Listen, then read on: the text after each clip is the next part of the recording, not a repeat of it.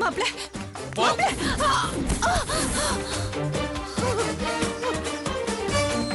பாவண்டா அவ எங்கேயோ சந்தோஷமா வாழ வேண்டியவள இங்க தூக்கிட்டு வந்துட்டீங்க. என்னது தூக்கிட்டு வந்துட்டோமா? நடந்தது எல்லாமே தான் நான் உங்ககிட்ட ஏற்கனவே சொல்லிட்டேனே. அது ஜாமீன்ல மூவ் பண்றதுக்கு போதுமானதா இருந்துச்சு.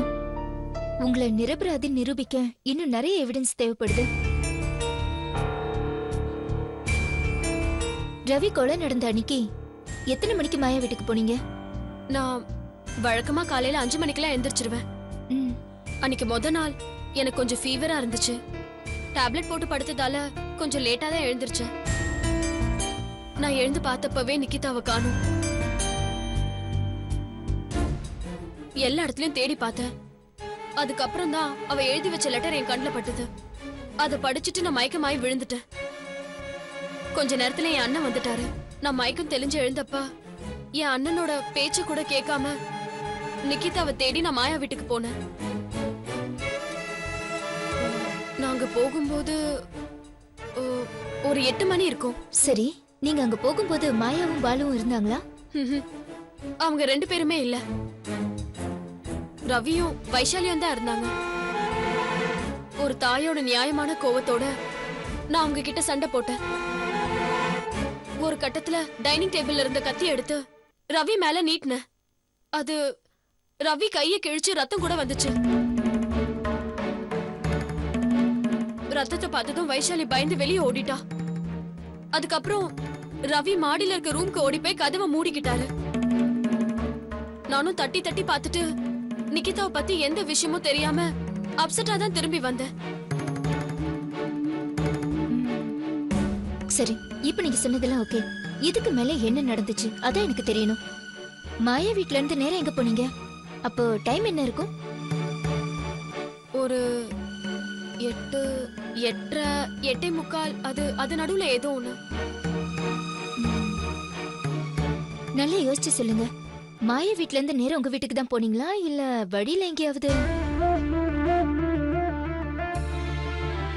நல்லா யோசிச்சு சொல்லுங்க.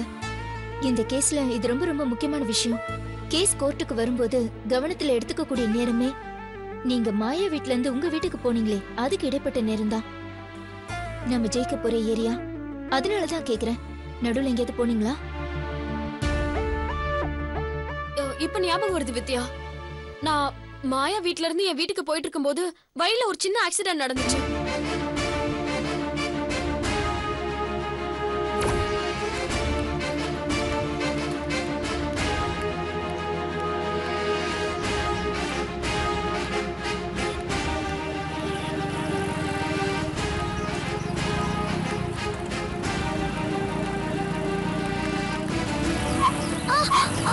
டேய் டேய் டேய் நில்லுடா. நில்லுடா முட்டாள். மா பாப்பா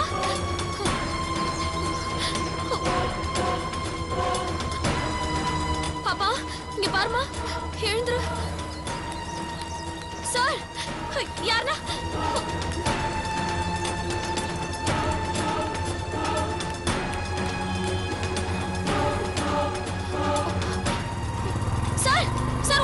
என்னம்மா என்னாச்சு? எவனோ ஒருத்தன் இடிச்சிட்டு போயிட்டான். பாவம் ரத்தமா கொட்டுது சார். அடிச்சு போட்டு நிக்காம போயிட்டான். சரி சரி பதட்டப்படாதீங்க. பக்கத்துல ஹாஸ்பிடல் இருக்கு, நான் ஏற்பாடு பண்றேன். ஓகே பாப்பா இங்க பாருமா, இங்க பாரு. மா கொஞ்சம் எழுந்துரு பாப்பா.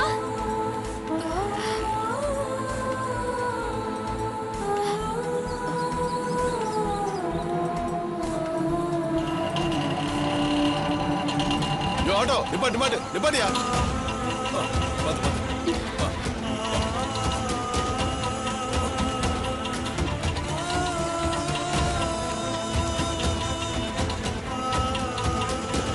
மேடம் தப்பா நினைச்சுக்காதீங்க. ஒன்ன தனியா ஹாஸ்பிட்டலுக்கு அனுப்ப முடியாது, நீங்களும் கூட போங்க. ஆமா சார், எனக்கும் தனியா அனுப்ப மனசு இல்ல. நான் வரேன் சார். Okay madam. யோ ஆட்டோ, பக்கத்துல இருக்கிற காமாட்சி ஹாஸ்பிட்டலுக்கு போ. சீக்கிரம் சீக்கிரம்.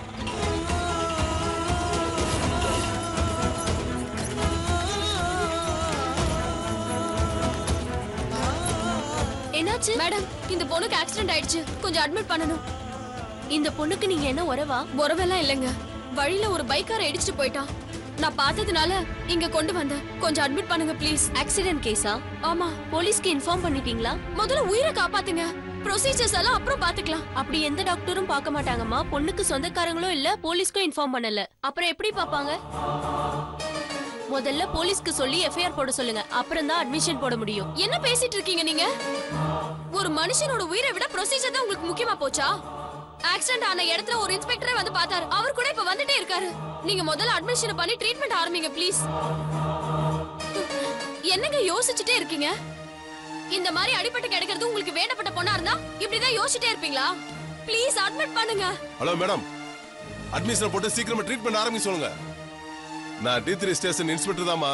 என் பேர் ராகவன். எந்த பிரச்சனை வந்தாலும் நான் ஃபேஸ் பண்ணிக்கிறேன். ட்ரீட்மெண்ட் ஆரம்பிக்க சொல்லுங்க. வாட் பாய், ஸ்ட்ரக்சர் ஐசியூ கொண்டு போங்க.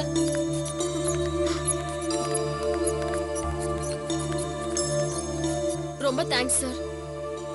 நீங்க இல்லனா இவ்ளோ சீக்கிரம் வேலை நடந்திருக்காது. நான் தாங்க உங்களுக்கு தேங்க்ஸ் சொல்லணும். நாங்க செய்ய வேண்டிய கடமைய மனிதாபிமானத்தோட நீங்க செஞ்சிருக்கீங்க. எவசத்தா நமக்கு என்னன்னு போற இந்த காலத்துல நீங்க கேர் எடுத்து இந்த பொண்ணோட உயிரை காப்பாத்திருக்கீங்க. அது எப்படி சார்? கண்ணுக்கு எதிரா நடந்த ஒரு விபத்தை பார்த்துட்டு எப்படி சார் விட்டுட்டு போக முடியும்? இதே வயசுல எனக்கும் ஒரு பொண்ணு இருக்கு. ஏன் மேடம் எமோஷன் ஆகுறீங்க? Control yourself. என் பொண்ணு இன்னைக்கு காலையில தான் அவங்க அப்பா கிட்ட போறேன்னு லெட்டர் எழுதி வச்சுட்டு வீட்டை விட்டு போயிட்டான். நான் அவளை தேடி தான் போயிட்டு வந்தேன். வர வழியில தான் இந்த ஆக்சிடென்ட் பார்த்தேன். அப்படியா? நீங்களும் உங்க ஹஸ்பண்டும் பிரிஞ்சிருக்கீங்களா? ஆமா சார். இந்த பொண்ணு பார்க்கும்போது எனக்கு என் பொண்ணு ஞாபகம் வந்துடுச்சு. சாரி மேடம், உங்களுக்கே பர்சனலா இவ்வளவு பிரச்சனை இருக்கும்போது யாரோ பெத்த பொண்ணை காப்பாத்திருக்கீங்களே. உண்மையிலே இதுக்கு பெரிய மனசு வேணும் மேடம். சார் பேக் கொடுங்க. அந்த பொண்ணுக்கு வேண்டப்பட்டவங்க யாருன்னு தேடி பாருங்க. சரி மேடம். இது விஷயமா போலீஸ் ஸ்டேஷன் வரணும்னா கூட நான் வர தயாரா இருக்கேன். இல்ல தேவையில்லை மேடம். உங்க போன் நம்பர் கொடுங்க, தேவைப்பட்ட நானே கால் பண்றேன். நம்பர் சொல்லுங்க மேடம். 9841567892. Thank you madam. நீங்க கிளம்புங்க, தேவைப்பட்ட நானே உங்களுக்கு கால் பண்றேன். வாங்க.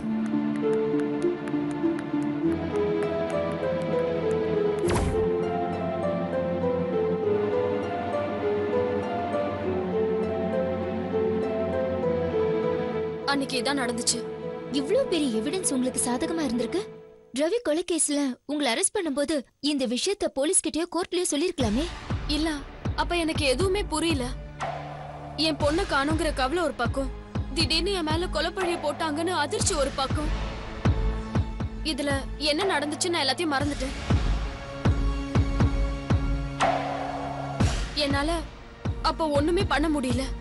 எல்லாமே என்ன மீறி நடந்த விஷயங்களாவே இருந்துச்சு. ஓகே வசந்தி, அந்த ஹாஸ்பிடல் எங்க இருக்குன்னு உங்களுக்கு தெரியுமா? தெரியும், காமாட்சி ஹாஸ்பிடல். ஓகே, நாம இமிடியேட்டா அங்க போகணும். வசந்தி என் கூட வாங்க. வித்யா, நாம அங்க போய் என்ன பண்ண போறோம்?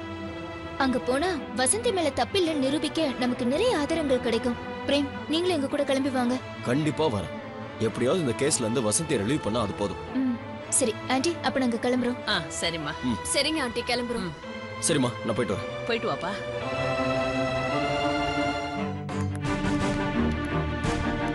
வித்யா, அன்னைக்கு அந்த பொண்ணை கொண்டு வரும்போது இதே இடத்துல நின்னுதான் பேசினேன். ஆக்சிடென்ட் கேஸ்ங்கிறதுனால யாருமே அந்த பொண்ணை அட்மிட் பண்ணல. இங்க நின்னுதான் அந்த பொண்ணுக்கு எப்படியாவது ட்ரீட்மெண்ட் கொடுங்க நான் கெஞ்சினேன். அப்புறம் இந்த ரிசப்ஷன்ல வந்து கூட கெஞ்சினேன். அன்னைக்கு இதே லேடி தான் டியூட்டில இருந்தாங்க. எக்ஸ்கியூஸ் மீ, என் பேர் வித்யா. நான் ஒரு கிரிமினல் லாயர். சொல்லுங்க மேடம். உங்க நேம் என்ன? சங்கீதா. மிஸ் சங்கீதா, இவங்களை உங்களுக்கு ஞாபகம் இருக்கா?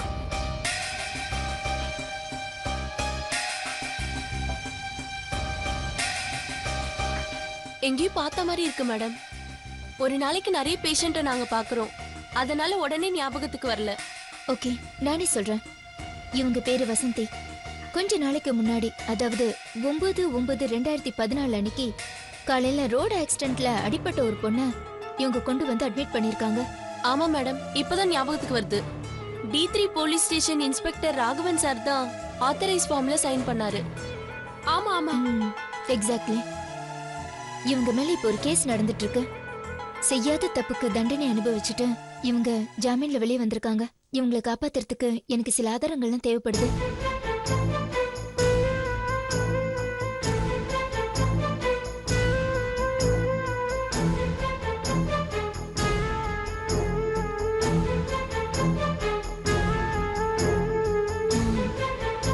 இந்த சிசி கேமரா இப்ப ஃபங்க்ஷன் ஆயிட்டு இருக்கா? ஒர்க்கிங் கண்டிஷன்ல தான் இருக்கு மேடம். Very good. நான் சொன்ன அந்த தேதியில அந்த நேரத்துல சிசி கேமராவுல பதிவான ஃபுட்டேஜஸ்ல எனக்கு கொஞ்சம் வேணுமே. இதை நான் டிசைட் பண்ண முடியாது மேடம். என்னோட சீஃப் கிட்ட கேட்டு சொல்லட்டுமா? சரி, கேட்டு சொல்லுங்க.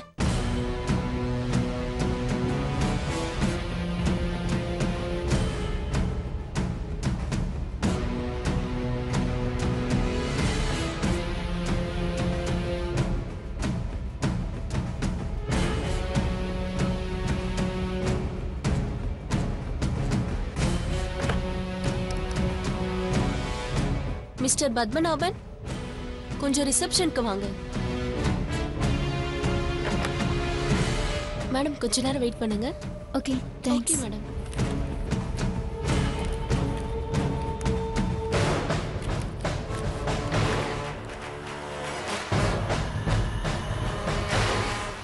வித்யா, நீ ஏதோ பெட்டி கேஸ் வக்கீலா இருப்பேன்னு நினைச்சேன்.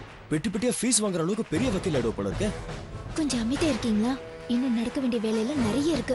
ஐயோ வேண்டாம் சாமி, நான் ஏதோ பேச போய் அப்புறம் என் மேல நியூசன்ஸ் கேஸ் ஏதோ போட்டுறப்போம். சொல்லுங்க சங்கீதா. இவங்க லாயர் வித்யா. இவங்களுக்கு சிசி கேமரா ஃபுட்டேஜ் வேணுமா? நான் சீஃப் கிட்ட பேசிட்டு அவரும் ஓகே சொல்லிட்டாரு. சொல்லுங்க மேடம், உங்களுக்கு என்ன டீடைல்ஸ் வேணும்? சார், கடந்த 9/9/2014 அன்னைக்கு ஒரு ஆக்சிடென்ட் ஆன பொண்ணை இவங்க கொண்டு வந்து இங்க அட்மிட் பண்ண வந்திருக்காங்க. அன்னைக்கு இந்த சிசி கேமராவுல பதிவான ஃபுட்டேஜஸ் எனக்கு வேணும். ஒரு கேஸ் விஷயமா அது ரொம்ப தேவைப்படுது. டேட் டைம் என்னன்னு சொன்னீங்க? Sir 9/9/2014 morning 9 to 10 sir. Okay sir, கண்டிப்பா நான் தரேன். சார் எப்போ கிடைக்கும்? இன்னைக்கே தர முடியாது, 1 or 2 daysல தரேன் சார். உங்க நம்பர் இருந்தா கொடுத்துட்டு போங்களேன். நோட் பண்ணிக்கோங்க sir. 9941005455. Okay sir, footage ready ஆனதும் உங்களுக்கு கால் பண்றேன், வந்து கலெக்ட் பண்ணிக்கோங்க. Okay sir. Okay sir. Sir இந்த டேட் என்ன டைமிங்ங்கிறதெல்லாம் டீடைலா Sure கிடைச்சா சார், அதுக்காக தானே சிசிடி கேமராவை யூஸ் பண்றது. சரி sir. Thank you so much. Thank you madam. Okay madam. Vasanthi,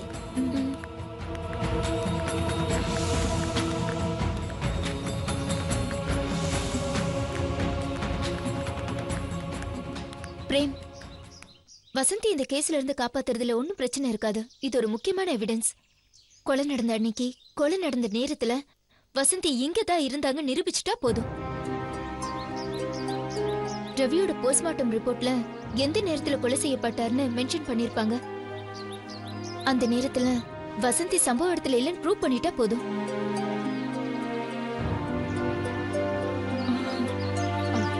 Vasanthi, அன்னைக்கு ஒரு இன்ஸ்பெக்டர் உங்களுக்கு ஹெல்ப் பண்ணதா சொன்னீங்கல்ல, அவர் இப்ப நமக்கு கிடைச்சாருன்னா இந்த கேஸ்ல ரொம்ப சப்போர்ட்டிவா இருக்கும். அவர் பேரு ராகவன். என்கிட்ட அவர் நம்பர் கூட இருக்கு. அப்ப இருக்கான்னு பாருங்க. அப்படியா? நல்லதா போச்சு. நான் அவர்கிட்ட பேசணும். நம்பர் பாக்குறேன்.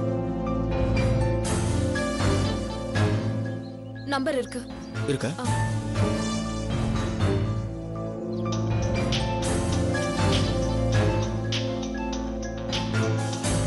Hello, inspector Raghavan. சார், நான் வசந்தி பேசுறேன் சார். வசந்தியா? யாரு? சார், நான் வசந்தி பேசுறேன் சார். வசந்தியா? யாரு? சார், அன்னைக்கு கொஞ்ச நாளைக்கு முன்னாடி காமாட்சி ஹாஸ்பிட்டல்ல ஒரு ஆக்சிடென்ட் ஆன பொண்ணு, ஸ்கூல் பொண்ணு சார். நான் கூட கொண்டு வந்து சேர்த்தேன், நீங்க கூட எனக்கு ஹெல்ப் பண்ணீங்களே சார். ஓ, ஓகே ஓகே ஓகே. சொல்லுங்க வசந்தி, எப்படி இருக்கீங்க? உங்க டாக்டர் கிடைச்சிட்டாங்களா? இன்னும் கிடைக்கல சார். சார், இப்ப நான் ஒரு சிக்கல்ல இருக்கேன். தெரியாதனமா ஒரு கொலை கேஸ்ல நான் இப்ப மாட்டிட்டு இருக்கேன். அப்படியா? என்னாச்சு?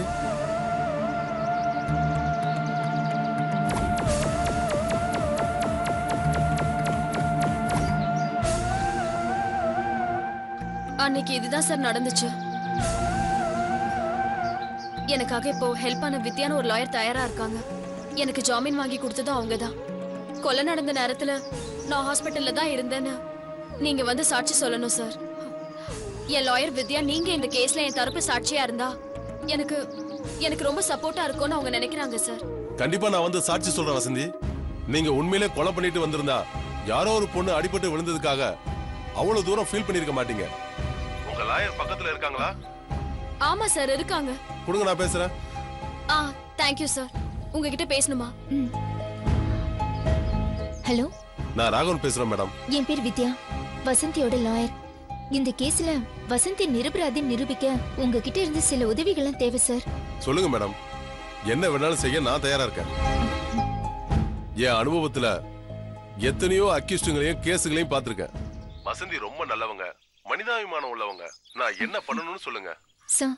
உங்க இன்ஃப்ளூயன்ஸை யூஸ் பண்ணி கொலை செய்யப்பட்ட ரவியோட போஸ்ட்மார்ட்டம் ரிப்போர்ட் எனக்கு வாங்கி தரணும். கண்டிப்பா வாங்கி தரேன் மேடம். நாளைக்கு உங்க கைக்கு கிடைச்சிரும். நான் ஏற்பாடு பண்றேன். Thank you so much sir. எனக்கு ஏதாவது தகவல் தேவைப்பட்டா வசந்திக்கு ஃபோன் பண்ணி நான் கேட்டுக்கிறேன். அவங்க நம்பர் என்கிட்ட இருக்கு. Okay sir. Thank you sir. Thank you. Okay, thank you madam. நாளைக்கே போஸ்ட்மார்ட்டம் ரிப்போர்ட் வாங்கி தரேன்னு சொல்லியிருக்காரு. எல்லாமே நமக்கு சாதகமா நடந்துட்டு இருக்கு. பாப்போம். கண்டிப்பா உங்களை இந்த கேஸ்ல இருந்து வெளியே கொண்டு வந்துருவேன்ற நம்பிக்கை எனக்கு இருக்கு. தேங்க்யூ வித்யா. போலாமா?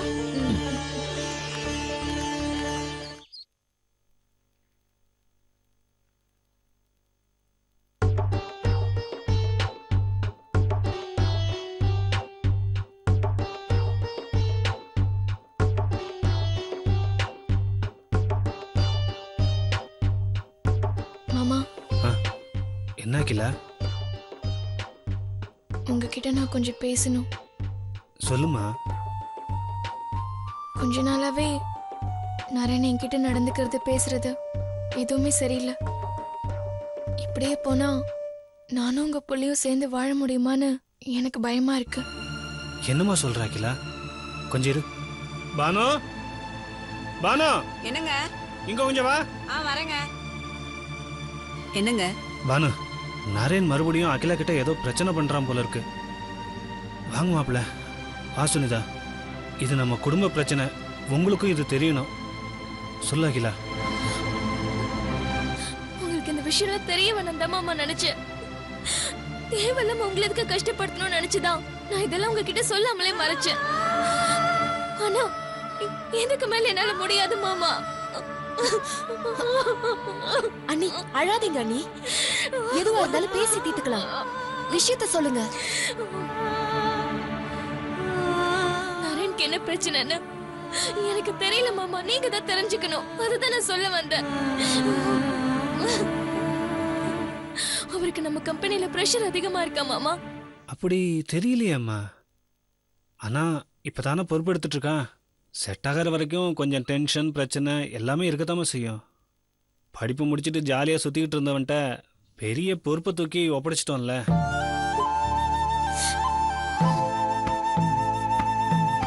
கொஞ்ச நாள்ல அவனுக்கு எல்லாம் பழகிடும். ஏம்மா, அவன் உன்கிட்ட அந்த டென்ஷனை காட்டுறானா? அவர் நடந்துக்கிறதெல்லாம் பார்த்தா ஆபீஸ் டென்ஷன் மட்டும்தான் அதுக்கு காரணமா இருக்கும்னு எனக்கு தோணல மாமா. அன்னைக்கு அம்மா வந்தப்ப அவங்க கிட்ட நடந்துக்கிட்டத பேசினது எல்லாத்தையும் நீங்களும் தானே பாத்தீங்க.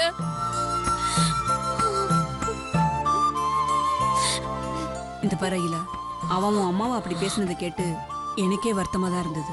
நைட்டு வந்ததும் ஏன்டா அப்படி நடந்துகிட்டேன்னு அவன்கிட்ட கேட்டேன். அதுக்கு அவன் எதுவும் பதில் சொல்லாம போயிட்டான். யூனியன் லீடர் இவர் அடிச்ச நாள்ல இருந்துதான் மாமா இவர் போக்குல நிறைய மாற்றம் தெரியுது. புரியுதுமா. அது கம்பெனியில் எம்டியா உள்ள நுழையும் போது எல்லாரும் எழுந்துச்சு நின்று வணக்கம் சொல்லுவாங்க.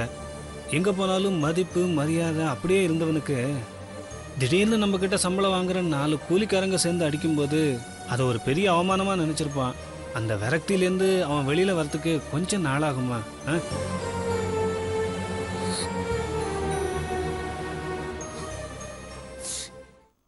நரேன், கொஞ்சம் இரு, உங்ககிட்ட பேசணும். எல்லாரும் கூடி இருக்கும்போது என்னை பற்றி தான் பஞ்சாயத்து இருக்குதுன்னு தெரியுது. நீங்கள் என்ன கேட்க போறீங்கன்னு எனக்கு தெரியும்.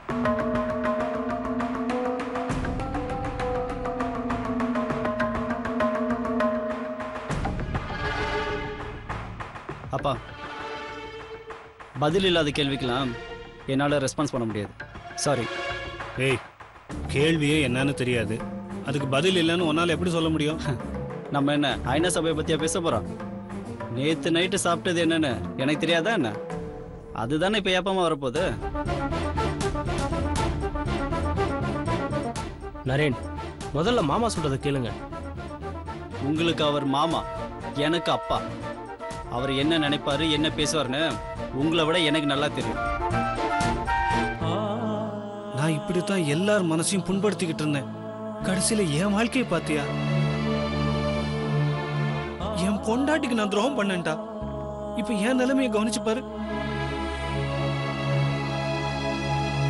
பொண்டாட்டி துணை இல்லாம என்னால பாத்ரூம் கூட போக முடியலடா. இப்போ என்ன, நீங்க என் கூட பேசணும் அவ்வளவுதானே? அகிலா, போய் தண்ணி எடுத்துட்டு வா. அகிலா நில்லுமா. இப்ப பேச போறதே அகிலாவை பத்தி தான். அவ இருக்கணும். சுனிதா, நீ போய் தண்ணி எடுத்துட்டு வா. வேண்டாம், விஷயம் என்னன்னு சொல்லுங்க. நீதான் நான் என்ன கேட்க போறேன்னு தெரியும் சொன்னியே, நீயே சொல்லு. நான் தனியா கேள்வி கேட்டு உன் நேரத்தை வீணாக்க வேண்டாம் பாரு. அப்பா, என்னால அகிலா கூட ரொம்ப நாள் சேர்ந்து வாழ முடியும்னு தோணல.